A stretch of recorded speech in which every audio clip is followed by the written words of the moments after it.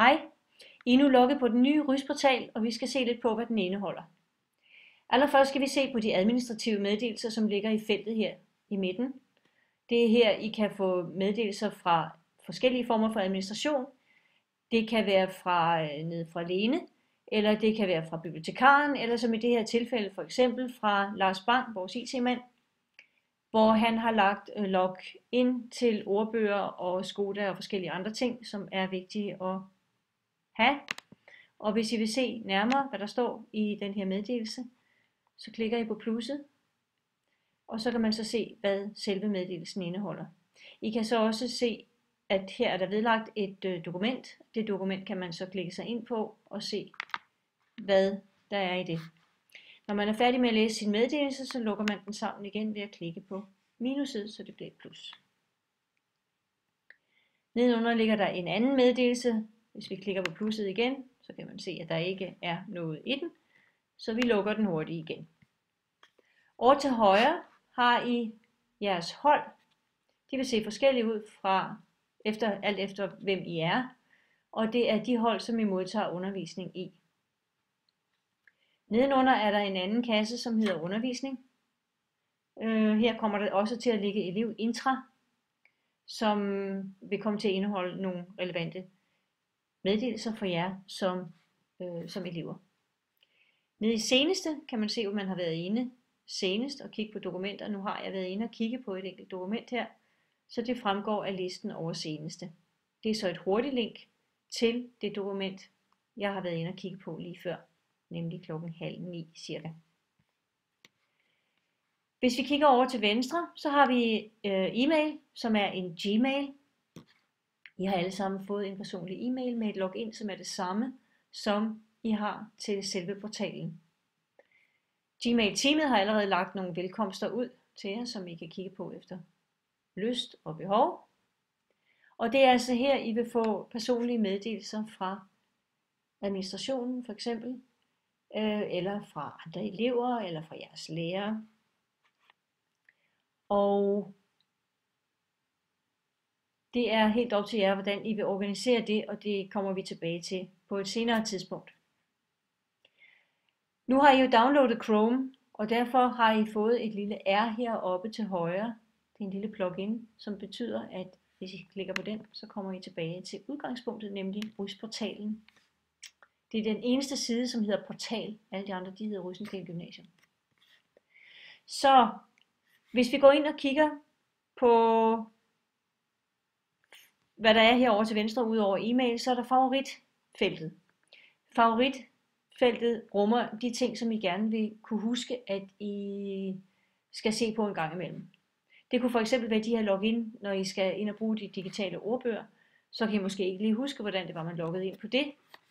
Så det er godt at kunne finde det her dokument igen. Og det gør I ved, at I klikker på den lille stjerne her.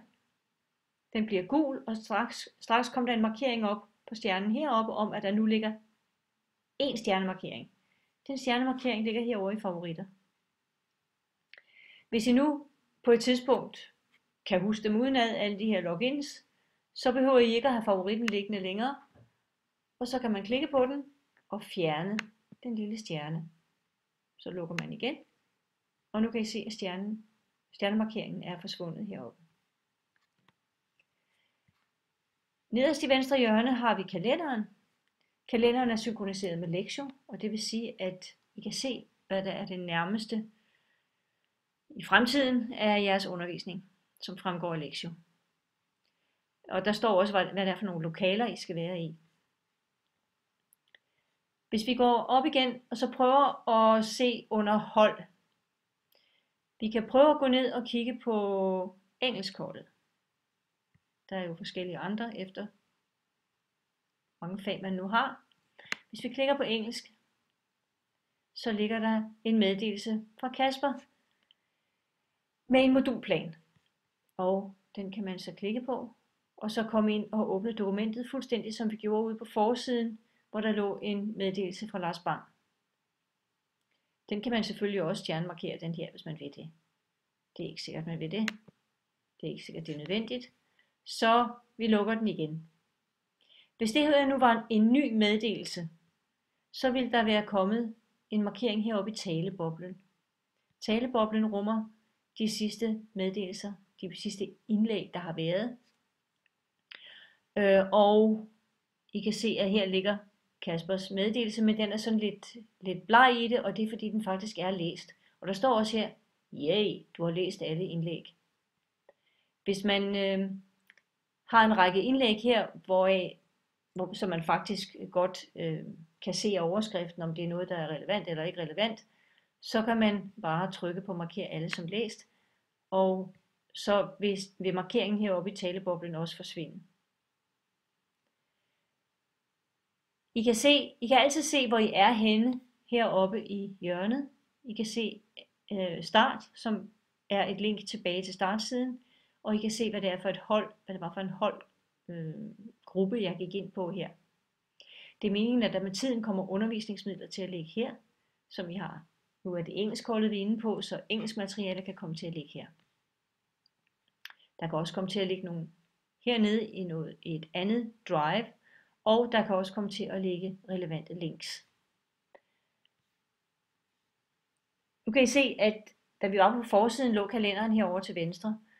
Når vi er inde i de enkelte rum, så kan I se, at kalenderen er flyttet herover, og den rummer så kun, fordi det er engelskholdet, vi er inde på, så rummer den kun de kommende engelsk timer. Og det vil sige, at I kan se, hvor længe der er til, I skal have engelsk igen. Det er tit noget, man sidder med i lektion og siger, hvornår er det, vi mødes igen. Det kan man hurtigt se her. I kan også se, at jeres lærer har lagt billedet ud. Det er jeres lærer. Og her har I så alle deltagerne på det her engelskhold, som i det her tilfælde selvfølgelig er en klasse. Og en ting, som I også skal vide, det er, at I skal kunne søge i opslag. Og det vil sige, hvis vi nu siger, hvad kunne vi finde på? Vi kunne finde på at søge på login. Og så kommer vi sørme ud og finder det her login, den her login meddelelse til Skoda og ordbøger. Så husk, at der er et søgefelt heroppe, og det søger faktisk i alt det, som I har adgang til. Så går vi tilbage til startsiden. Jeres navn står heroppe, og herude er der en lille pil med en logud-knap, og der er også en med indstillinger, og der kan I gå ind og ændre adgangskode, hvis det skulle blive nødvendigt. Men som hovedregel råder vi jer til altid at bruge det samme login, som I har til Lexio, altså det samme password, som I bruger til Lexio. Det er det nemmeste at huske. Hvis vi kigger heroppe i bjælken, så har I igen de hold, som I modtager undervisning i. Her er der et hurtigt link til Lexio, og der er et hurtigt link til Lexios månedskalender. Man kan så gå ind og klikke på den, og der ligger så ikke noget mere i øjeblikket. I kan se Google Mailen. Der ligger 3 meddelelser. Det var de 3 meddelelser, vi så på tidligere. Og det er sådan set, hvad I skal vide lige i øjeblikket. Det næste, vi så skal se på, det er Google Drive, og det kommer i en separat video.